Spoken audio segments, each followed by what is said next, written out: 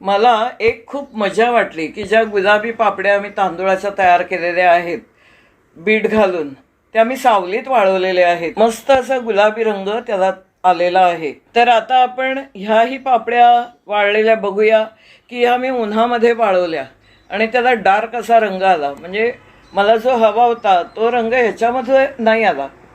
आता तुम्हाला दिसतील की दोन रंगामधला फरक. एक डार्क झाल्या त्या उन्हाच्या प्रकाशामध्ये, सूर्याच्या प्रकाशात, आणि या सावलीत वाळवलेल्या छान गुलाबी रंगाच्या झाल्या. अर्थातच आपल्याला वाळवण वर्षाचं असतं, ते जर करायचं असेल तर आपल्याला ऊन द्यावंच लागतं. यामधल्या ज्या गुलाबी मस्त रंगाच्या आहेत त्याही बघणार आहोत. तळल्यानंतर त्याचा रंग कसा येतो. त्यापूर्वी मी एक शॉर्ट्स तयार केलेला होता की बिटाचा रस घातल्यानंतर जर आपण गॅसवर जास्त वेळ शिजत ठेवला हा जो तांदूळाचा चीक, तर त्याचा रंग पूर्णपणे पालटतो आणि तो तपकिरीच होतो. तेच ह्या पापड्यांमध्ये मला दिसून आलं की ह्या सावलीत वाळवलेल्या पापड्या आणि ह्या ऊन दाखवलेल्या पापड्या, म्हणजे एकदम उन्हामध्ये, कडकडीत उन्हामध्ये वाळवलेल्या, रंगात नक्की फरक पडला. ही पापडी आपण चुरून बघूया किती हलकी झाली.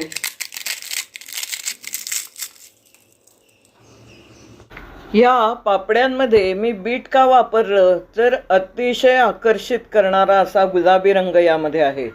त्याचबरोबर त्यामध्ये असलेलं फायबर रक्त वाढवणारं, BP नियंत्रित ठेवणारं, त्वचेला तजेलदार बनवणारं, तसंच रक्तवाहिन्या निरोगी ठेवणारं असं बहुगुणी बीट, असे याचे फायदेच मला जास्त दिसले.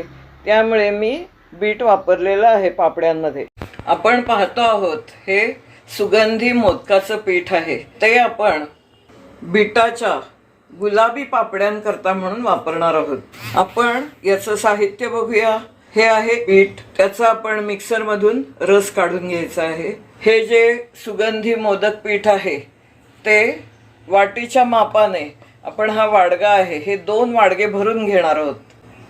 पोहे खाण्याचा जो चमचा असतो तर ते साधारण 8 चमचे याच्यामध्ये अगदी शिगोशिग बसलेले आहेत. याप्रमाणे आपण 2 बाउल भरून घेणार आहोत हे पीठ. याप्रमाणे आपले शिगोशिग असे 6 चमचे बसलेले आहेत. पिठाला एवढा काही चिकटपणा नसतो, त्यामुळे आपण साबुदाण्याचं पीठ यामध्ये 4 चमचे भरून घेणार आहोत. आता यामध्ये आपल्याला पिठा पुरेसं असं मीठ घालून घ्यायचं आहे. उरलेलं आपण पाणी उकळताना घालून घेणारच आहोत. हे जे बीट आहे ते आता आपल्याला किसून घ्यायचं आहे आणि मिक्सरमधून त्याचा रस काढून घ्यायचा आहे. आता आपल्याला जास्तीचं पाणी घ्यावं लागतं, कारण आयत्या वेळेला जर पापड्यांचं जे पीठ आहे ते जर घट्ट झालं तर आपण उकळलेलं पाणी त्यामध्ये घालू शकतो. गरम पाण्याचाच वापर करायचा आहे, गार पाण्याचा नाही. त्यामुळे हे बाजूला आपण आधी उकळून ठेवलेलं आहे, त्याचा वापर करायचा आहे गरजेनुसार. हे झाकून ठेवूया. तोपर्यंत बीट चिरून घेऊया. हे आपण सोलून घेतलेलं नाहीये, किसून घेणार आहोत आणि 2 गाळण्याने आपण ते गाळून घ्यायचं आहे. आपण यासाठी बीट किसून घेतलेलं आहे. आपण ही पहिली सगळी तयारी बघितलेली आहे. त्याच्यावरून लक्षात येईल की बीटाच्या गुलाबी अशा पापड्या आपण तयार करणार आहोत. बीटाप्रमाणेच आपल्याला खसखस सुद्धा वापरायची आहे यात. अतिशय सुंदर गुलाबी असा हा रस आपण काढलेला आहे, पण तो आपल्याला वापरायचा आहे केव्हा? हे जे तांदूळाचं मिश्रण आपण तयार केलेलं आहे ते शिजल्यानंतर मगच आपल्याला बीटाचा रस घालायचा आहे, नाहीतर मग रंग कमी होतो. आता यामध्ये सुद्धा रंग कमी होणार आहे, पण त्या मानाने थोडासा रंग टिकून राहील. आता गाळण्याने आपण हा रस गाळून घेणार आहोत. हा रस आता आपण सध्या बाजूला ठेवूया. होळीच्या दिवशी गोडाला महत्व आहे म्हणून या गोड पापड्या आधीच तयार करून ठेवतात. मोठमोठे पापड तयार करत असतात, तांदूळाच्या फेण्या असतात, त्याच्यामध्ये हे लोक गोड घालतात. त्यामुळे तुम्हाला आवडत असेल तर याप्रमाणे तुम्ही वापरू शकता. सर्वात आधी आपल्याला आता हे पीठ भिजवून घ्यायचं आहे. आता यासाठी पाण्याचा मला नेमका अंदाज नाही सांगता येणार, पण पीठ असं सरसरीत झालं पाहिजे चांगलं, एवढं आपल्याला पाणी वापरायचंय. किती वापरलं ते मी नंतर सांगते. त्यासाठी आपण 2 बाउल भरून पीठ घेतलेलं आहे. हे जे वाडगे आहेत ते 2 भरून आहेत, त्यामुळे दुप्पट तर पाणी मी नक्कीच घेणार आहे. आणि गाठी तयार होऊ नयेत म्हणून ही पटापट आपल्याला कृती दाखवावी लागते, त्याप्रमाणे आपण करणार आहोत. पण सध्या तरी पाणी लक्षात घ्यायचं की याप्रमाणे दुप्पट आहे. हे पीठ भिजवताना आपण मोठ्या पातेल्याचा वापर करूया.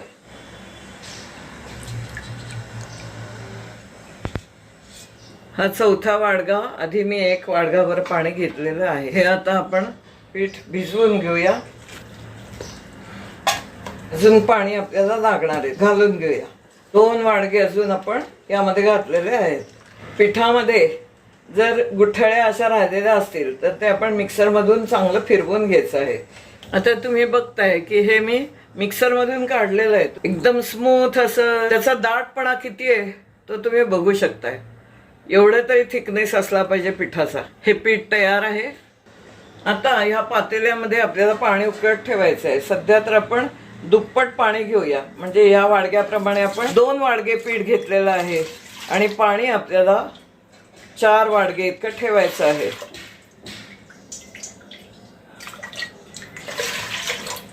हे आपण उकळत ठेवूया. पिठामध्ये मी माझ्या चवीनुसार मीठ घातलेलं आहे.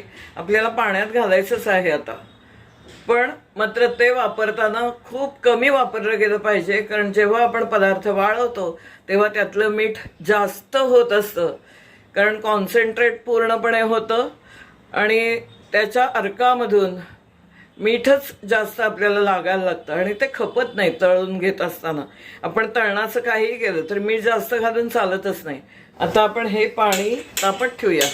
उकळी आल्यानंतर जेवढं पाणी आहे त्याच्या अंदाजात मी पुन्हा मीठ घालणार आहे. आपण यामध्ये खसखस पण घालून घ्यायची आहे. आणि आता आपल्याला पीठ घालून द्यायचं आहे आणि हे करताना पटापट ढवळलं गेलं पाहिजे. ते पीठ थोडं थोडं घालून द्यायचं आहे आणि अजिबात गाठी होऊ द्यायच्या नाही.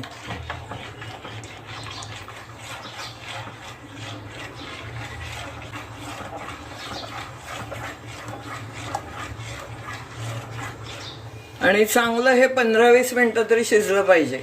त्याला एक अशी चकचकी येते.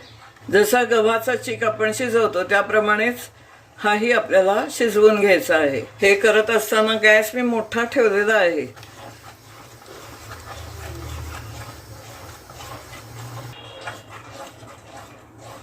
यामध्ये सुगंधी पीठ वापरलेलं असल्यामुळे त्याचा वास अगदी घरभर दरवळलेला आहे. पीठ सुद्धा हे आपण बघतोय की दाटसर होत आहे. आता आपण याला जी वाफ देतोय ना ती बारीक गॅसवर मी खूप वेळ ढवळतेय. जवळजवळ 15 ते 20 मिनिटं झाली. यासाठी आपल्याला जाड बुडाचं पातेलं घ्यावं लागतं, तर ते ओढत नाही किंवा करपत नाही. पण हे काही खूप जाड बुडाचं नाही आहे माझं पातेलं. वरचे वर असं सारखं ढवळायला लागतं आहे. आता आपण बघतोय की ट्रान्सपरंट असा रंग येतोय. आता आपल्याला हे बीटाचं जे आपण रस काढलेला आहे तो घालायचा आहे आणि पुन्हा गॅसवर ठेवायचंच आहे.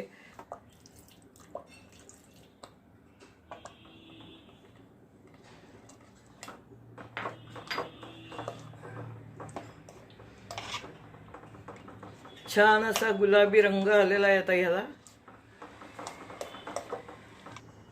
अतिशय सुंदर आकर्षक असा हा रंग आलेला आहे. कधी पण पाणी उकळल्यानंतर त्यामध्ये बीटाचा रस घालून देऊ नका, कारण तो तपकिरी असा व्हायला लागतो. त्याकरता आधी पीठ शिजलं गेलं पाहिजे आणि मगच घालायचं आहे. आता जास्तीचं जे उकळलेलं पाणी होतं ते काही आपण वापरलेलं नाहीये. सुंदर गुलाबी असं हे पीठ तयार झालेलं आहे.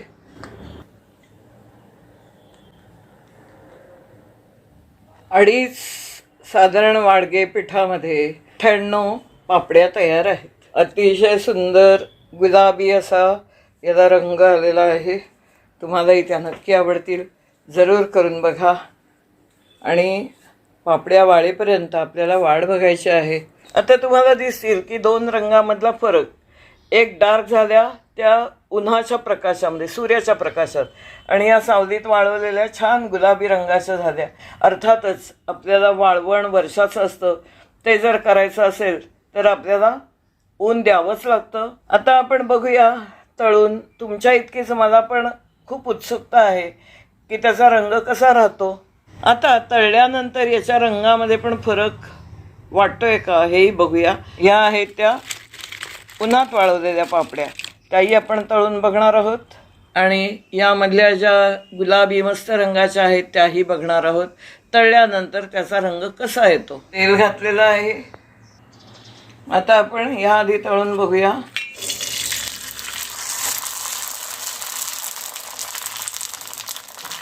मस्त गुलाबी असा रंग आलेला आहे आणि नैसर्गिक असल्यामुळे तो नक्की आवडेल तुम्हाला.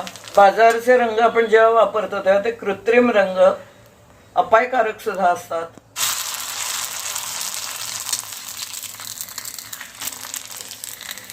मस्त अशा गुलाबी पापड्या आपल्या तयार आहेत. तुम्हाला जर माझा हा व्हिडिओ आवडलेला असेल तर लाईक शेअर जरूर करा आणि माझ्या रुचिरा ह्या चॅनेलला सबस्क्राईब करा. ही पापडी आपण सुरून बघूया किती हलकी झाली. धन्यवाद. भेटूया अशाच एखाद्या सुंदर व्हिडिओमध्ये. धन्यवाद.